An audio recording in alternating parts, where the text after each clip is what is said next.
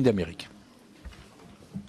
Monsieur Cazeneuve, sur la question l'arbitrage défense. Oui, sur la question de M. Gordu-Gentil.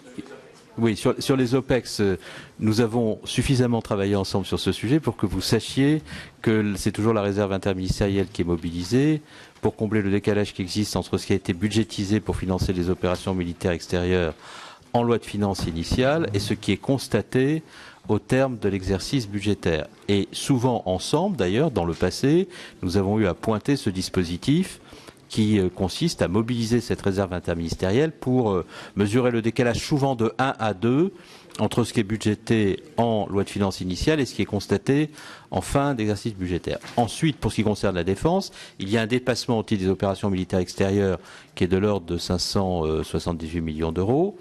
Il est pris par la réserve interministérielle. Il y a un dépassement des frais de personnel qui est auto-assuré par le ministère, qui a la possibilité de le faire en gestion.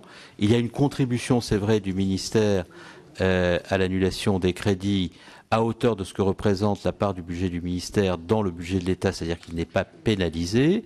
Et par ailleurs, malgré cela, il y a une ouverture nette de crédit au profit du ministère de la Défense de 92 millions d'euros et un engagement que nous avons pris, Jean-Yves Le Drian et moi-même ensemble, ce qui est rare, lorsqu'il s'agit des questions de la défense et de son budget, destiné à faire en sorte que les engagements du président de la République portant à 31,4 milliards le budget de la défense pour 2014 et la trajectoire de la loi de programmation militaire soient tenus, de telle sorte à ce que le niveau d'équipement prévu et à commander soit honoré, afin que les conséquences pour